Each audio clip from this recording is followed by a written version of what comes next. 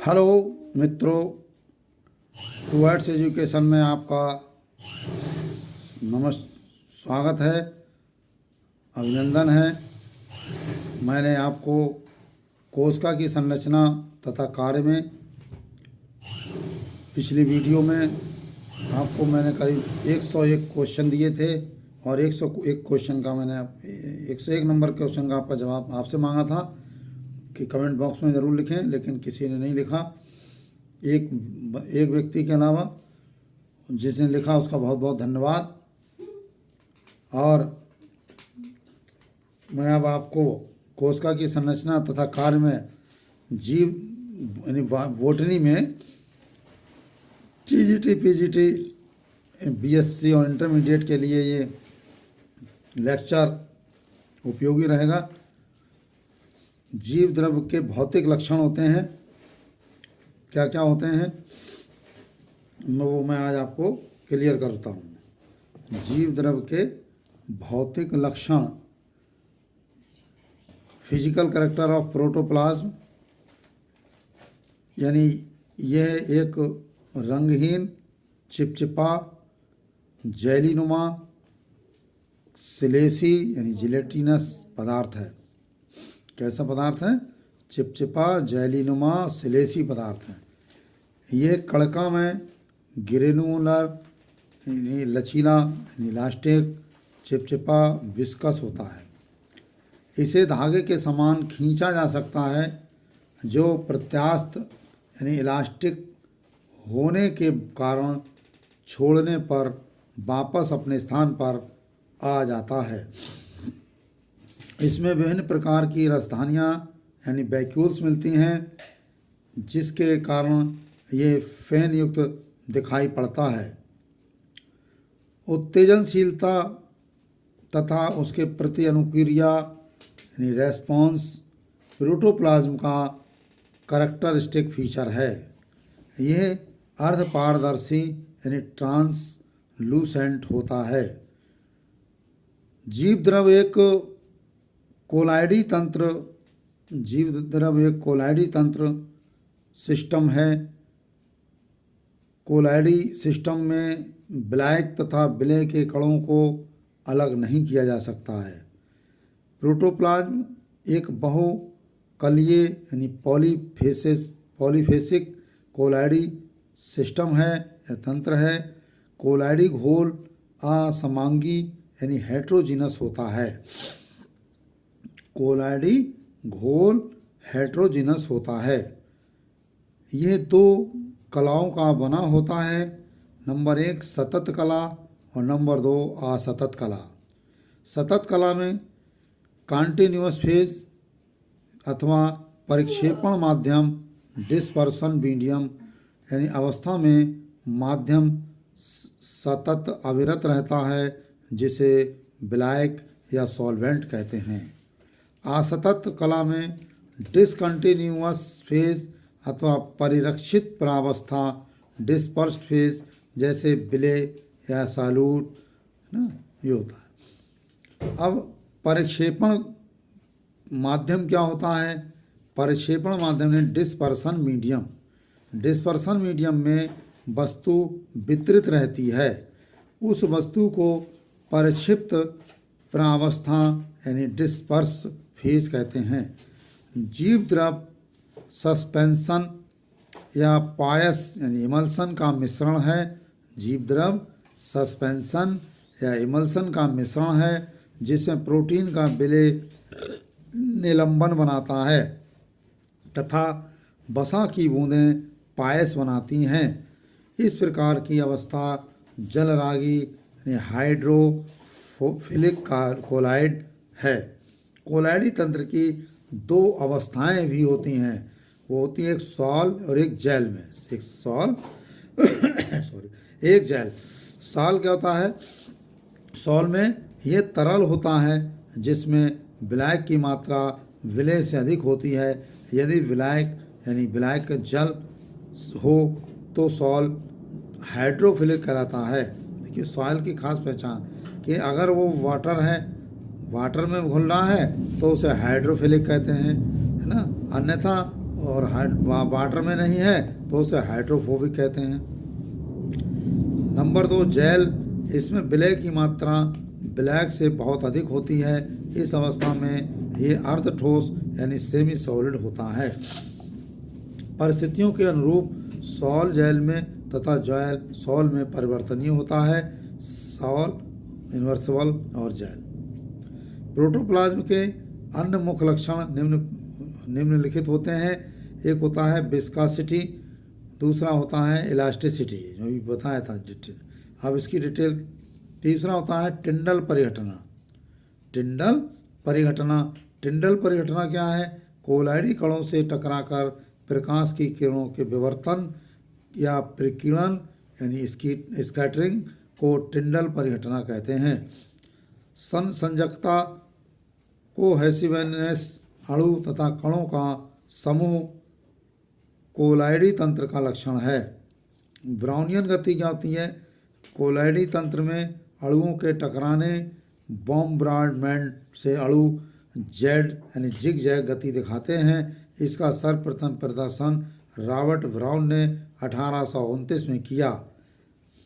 किसका? Zig zag का। Robert brown ने 1829 में किया और इस प्रकार आणविक गति को ब्राउनियन गति का नाम दिया। तो इस क्योंकि रॉबर्ट ब्राउन ने 1829 में ना, इसलिए उनका नाम, उसका नाम ब्राउनियन गति नाम दे दिया गया। अगला है विद्युत किए लक्षण, इलेक्ट्रिकल प्रॉपर्टीज, यानी प्रोटोप्लाज्म वैद्युत उदासीन होता है, इलेक्ट्रिकली नेचुरल होता है। अब जीव द्रव की प्रकृति क्या होती है? जीव द्रव की प्रकृति में देखिए आपको, एक होता है रेटिकुलेट। क्या होता है? एक होता है रेटिकुलेट। ये देखिए रेटिकुलेट है ना, ये है आपको रेटिकुलेट। इसमें आपको ये इस तरीके से बना हुआ दिखाई दे रहा है। ये सिद्धांत किसने दिया था? हैंस्टीन ने दिया था।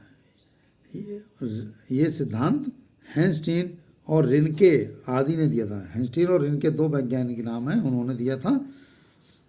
इनके अनुसार जीव द्रव जो होता है वो रेटिकुलेट यानी जालिका, जाल जैसा फैला है तो ये रेटिकुलेट होता है, जालिकावत होता है।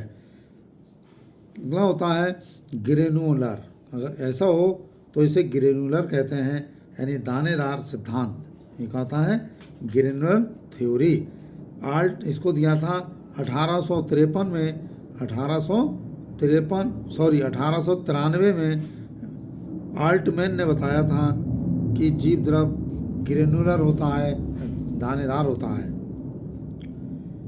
अगला है एल्व्यूलर। एल्व्यूलर यानी कूपिका सिद्धांत। कूपिका सिद्धांत, ये देखिए बीच बीच में इसमें कूपिकाएं एल्व्यूलर पाए जाते हैं। ये सिद्धांत बुशेली ने 1892 में दिया था। ये बहुत महत्वपूर्ण टॉपिक है क्योंकि ये ऐसे ही आते हैं कि एल्वुलायर जो होते हैं ये किसने दिया था सिद्धांत, और ग्रेनुलर किसने दिया था, रेटिकुलर किसने दिया था, इस तरीके से। तो ये तारीखें याद करना पड़ेंगी आपको। हाँ, कूपिका सिद्धांत यानी एल्वुलर, ये सिद्धांत बुशेली ने 1892 में दिया। इनके अनुसार जीव द्रव इमल्सन होता है, इसमें छोटी बूंदें ड्रॉपलेट्स तथा कूपिकाएं एल्वुलाई बिखरे रहते हैं। ये विचार आधुनिक विचारधारा से मिलता जुलता है। तंतु, अगला है फाइब्रिलर। फाइब्रिलर यानी तंतुमय सिद्धांत।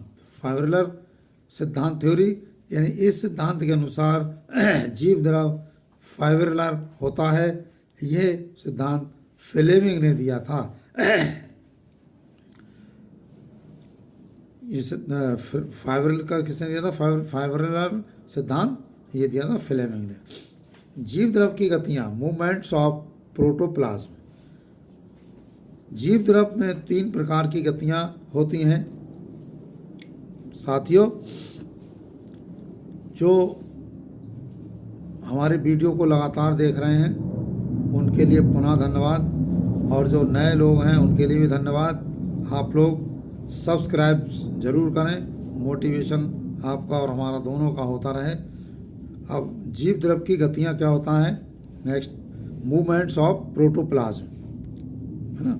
जीव द्रव में 3 प्रकार की गतियाँ पाई जाती हैं, 3 प्रकार की गतियाँ मिलती हैं। वो कौन कौन सी? एक होता है जीव द्रव भ्रमण, एक होता है घूर्णन और एक होता है अमीवीय गति। 3 हो गए।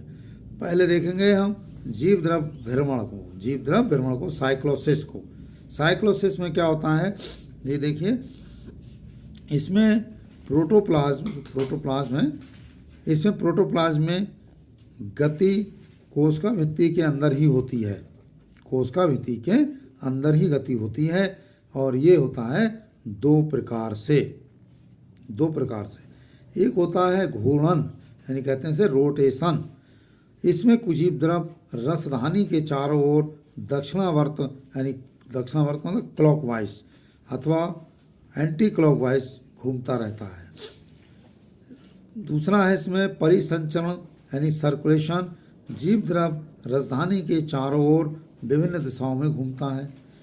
अगला है इसमें जो बताया था कि जीव द्रव 2 प्रकार का। दूसरा प्रकार पक्षमाभिकीय गति यानी सीलियरी मूवमेंट, जो सीलिया से होता है। गति कोशिका यानी फ्लैजलम अथवा पक्षमाभिका यानी सीलियम द्वारा होती है। ये संरचनाएं कोशिका से बाहर होती हैं। इनका नियंत्रण कोशिका के भीतर स्थित आधार काय यानी बेसल बॉडी से होता है, ये है सीलिया। तीसरा होता है अमीवीय गति। ये अमीवीय गति कैसे होती है कि अमीवॉइड मूवमेंट्स जीव द्रव कूटपाद स्यूडोपोडिया के द्वारा गति करता है। जैसे अमीबा में होता है वैसे इसमें सेल में होता है। अब आपके आता है कि जीव द्रव का रासायनिक संगठन होता है, तब जीव द्रव के भौतिक। अब आपको जीव द्रव का रासायनिक संगठन, केमिकल कंपोजिशन ऑफ प्रोटोप्लाज्म।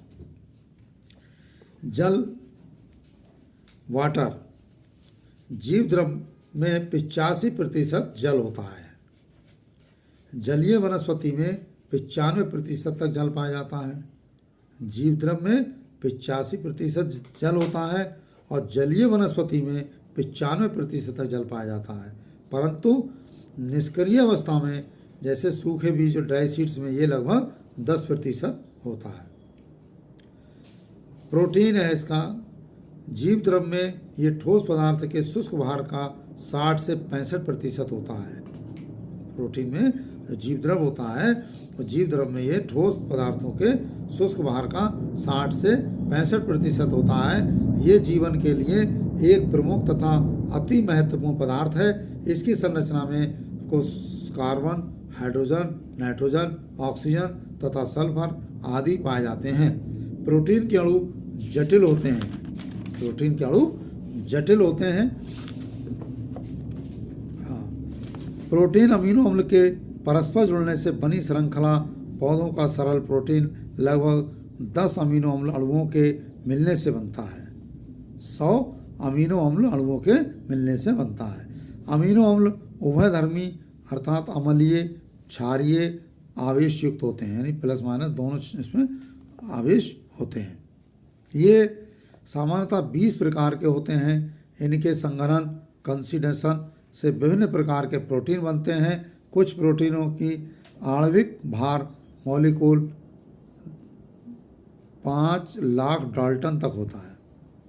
गेहूं से प्राप्त ग्लाइसिन का आणविक सूत्र यानी मॉलिकुलर फार्मूला होता है C685 और H1068 और O211S5 होता है। कभी कभी आ जाता है कि ग्लाइसिन का आणविक सूत्र बहुत गहराई से C685 H1068 O211S5 होता है। प्रोटीन की संरचना 4 प्रकार की होती है। प्राथमिक, द्वितीयक, तृतीयक एवं चतुर्थक प्रकार का संरचना। जीव द्रव में होने वाली असंख्य उपापचयी क्रियाओं के लिए महत्वपूर्ण एंजाइम भी प्रोटीन ही हैं। इनमें विशेष सक्रिय स्थल एक्टिव साइट होते हैं। नेक्स्ट इसमें अगला बताया था कि कार्बोहाइड्रेट। तीसरा कार्बोहाइड्रेट्स में क्या होता है, ये कार्बन, हाइड्रोजन, ऑक्सीजन के यौगिक होते हैं। कार्बोहाइड्रेट में कार्बन, हाइड्रोजन, ऑक्सीजन के यौगिक होते हैं। सामान्यतः हाइड्रोजन तथा ऑक्सीजन का अनुपात 2:1 होता है। इसका आणविक सूत्र CH2ON है। ये 3 प्रकार का ये भी होता है। एक होता है मोनोसैकेराइड और एक होता है ओलिगोसैकेराइड, एक होता है सुक्रोज। मोनोसैकेराइड जैसे हम पीछे बहुत पढ़ा चुके हैं मोनोसैकेराइड के बारे में पूरा। मोनोसैकेराइड जैसे ग्लूकोज, फ्रक्टोज आदि होता है। ओलिगोसैकेराइड्स ये 2 से 10 मोनोसैकेराइड के मिलने से बनते हैं, जैसे माल्टोज हैं, सुक्रोज आदि है। तीसरा है पॉलीसैकेराइड, ये कई मोनोसैकेराइड्स यानी 10 से अधिक से मिलकर बनते हैं, जैसे सेलुलोज है और मंड स्टार से या ये स्टार से बनता है। प्रोटोप्लाज्म की जो रासायनिक संरचना है वो देखिए, पदार्थ है जल है, जल होता है 75 से 85%, प्रोटीन होती है 10 से 15%, और लिपिड होता है 2 से 3%, कार्बोहाइड्रेट होता है 1%, अकार्बनिक पदार्थ होता है 1%, डीएनए होता है 0.5% और आरएनए होता है 0.7%। ये प्रोटोप्लाज्म की जो रासायनिक संरचना बताई, ये आपको बहुत ध्यान से देखना है, क्योंकि आपका यहीं से मेडिकल लाइन में शुरू हो जाती पढ़ाई। तो मेडिकल लाइन में जब हम लोग ब्लड टेस्ट जो टेस्ट होते हैं उसमें ये चीज़ें सब परसेंटेज दी होती हैं। जब हमें कंफर्म याद होगी तो हम वो जो जाँच होती है उससे आसानी से देख सकते हैं। चौथा टॉपिक है इसमें लिपिड। लिपिड क्या होता है? जीव द्रव की रचना में महत्वपूर्ण वसा या लिपिड ऊर्जा के प्रति उत्तरदायी होती है। ये कार्बन, हाइड्रोजन, ऑक्सीजन से बने होते हैं। इनमें ऑक्सीजन की मात्रा कम होती है। कुछ लिपिड में नाइट्रोजन तथा फॉस्फेट भी मिलते हैं। ये तीन प्रकार के होते हैं। एक होता है ट्रू फैट्स, एक होता है बैक्स और एक तीसरा होता है फॉस्फोलिपिड। ट्रू फैट्स यानी शुद्ध वसा, ये ग्लिसरीन तथा वसा अम्ल यानी ग्लिसराइल एंड फैटी एसिड से बने होते हैं।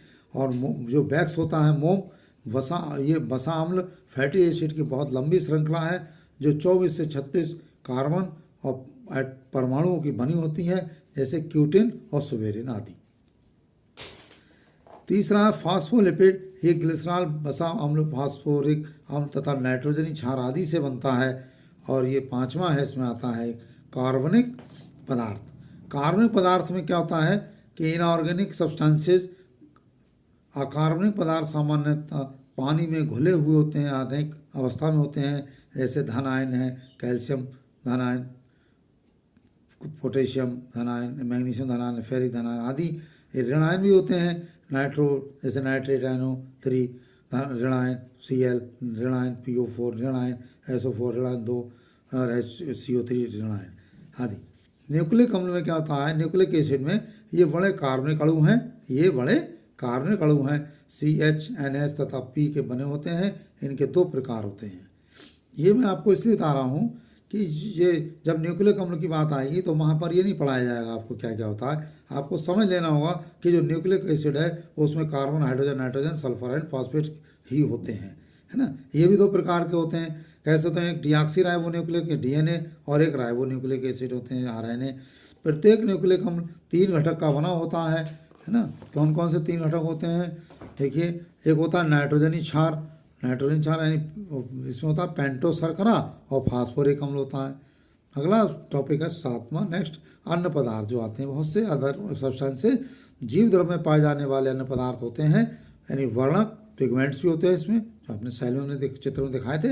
हार्मोन्स भी होते हैं, एंजाइम भी होते हैं, लेटेक्स भी होते हैं, एल्कलाइड्स भी होते हैं, वृद्धि नियंत्रक भी होते हैं और विटामिन भी होते हैं आदि। कोशिका का औसतन pH जो होता है 7 होता है, परंतु समय समय पर ये 5.2 से 8.5 तक बदलता रहता है। इसी के साथ थैंक यू, और कल अगली वीडियो हमारी कोशिका भित्ति के बारे में आपको डिटेल से पढ़ाएंगे।